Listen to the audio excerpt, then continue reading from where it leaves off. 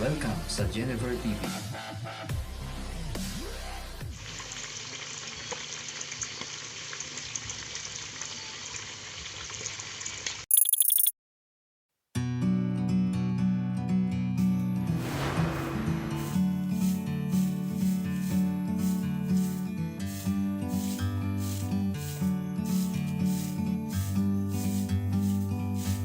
Like a bird on a tree, I'm just sitting here. I got time, it's clear to see. From up here, the world seems small.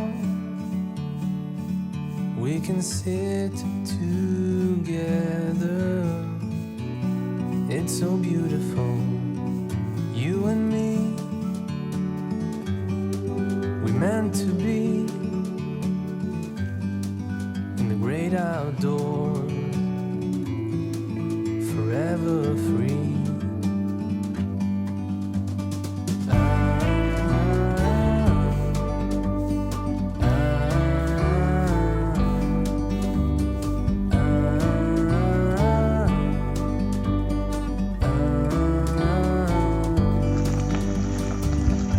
Sometimes you need to go and take a step back to see the truth around you. Kumusta kayong lahat? Sa videong ito ay gugutumin ko muna kayo dahil susubukan nating magluto ng isang masarap na putahe. Ito ay laging hinahanap-hanap sa mga okasyon at talaga namang katakam-takam na masarap. Kung nakahanda na kayo, tara na at samahan niyo akong magluto ng estofadong baboy.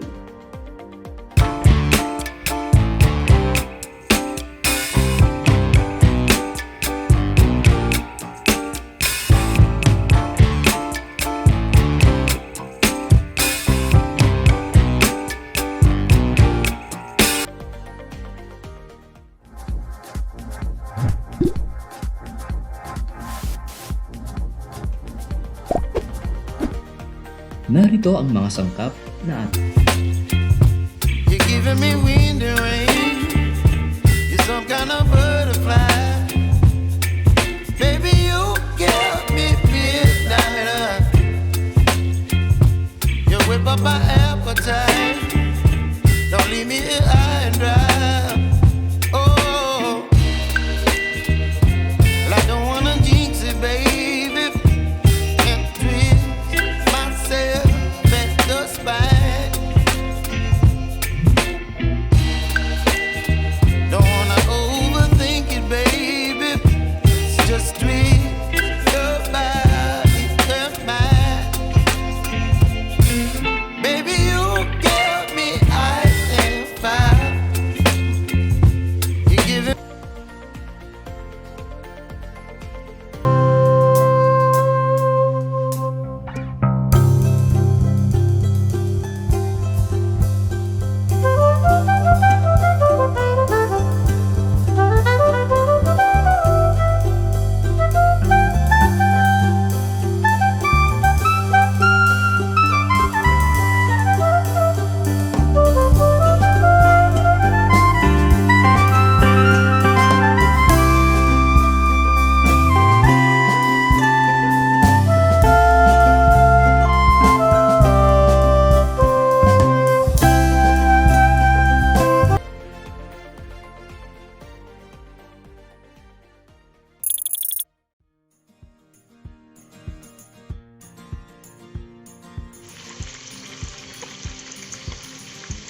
Iprito muna natin ang ating baboy hanggang sa ito ay maging golden brown. Maaamoy ko na ang bango ng pinipito. Nakakatakam. Pagkatapos ay itabi muna natin ito at isusunod muna natin na pitugin ang saging. Mukhang takam na si Mingming. Isabay na rin natin sa paggisa ang sibuyas at bawang. Sa reseping ito ay hindi natin hihiwain ang sibuyas at bawang. Bakit?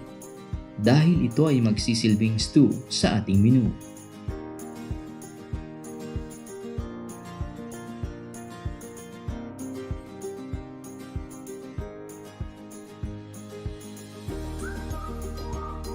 Pag naprito na natin ang lahat, pagsama-samahin lamang ang lahat ng sangkap, layer by layer. Maglagay muna ng baboy. Mas maganda ito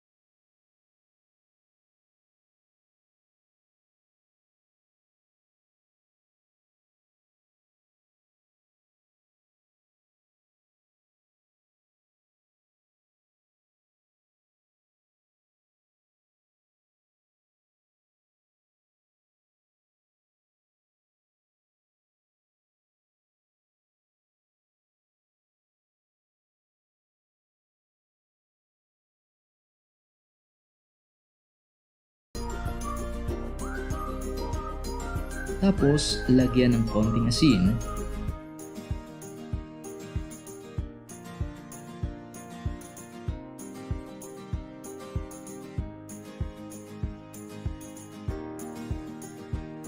at ang ating soft drinks na tutulong upang mapadaling mapalambot ang laman ng baboy.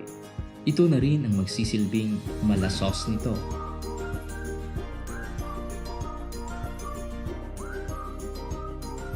Pagkakulo nito, ilagay na din ang anisado na pampabango. Ilagay muna sa high at pagkakulo ay ilagay na rin ito sa low.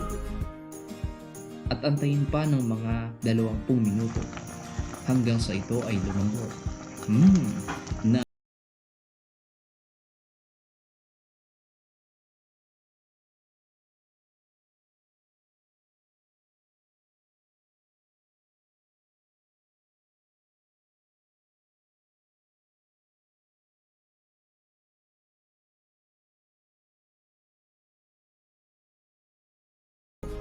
upang sa ganon ay madali niyong mabalikan ang video ito kung nakahanda na kayong magluto nito. O sige na at kakain na ako. Hanggang dito na lamang. Paalam!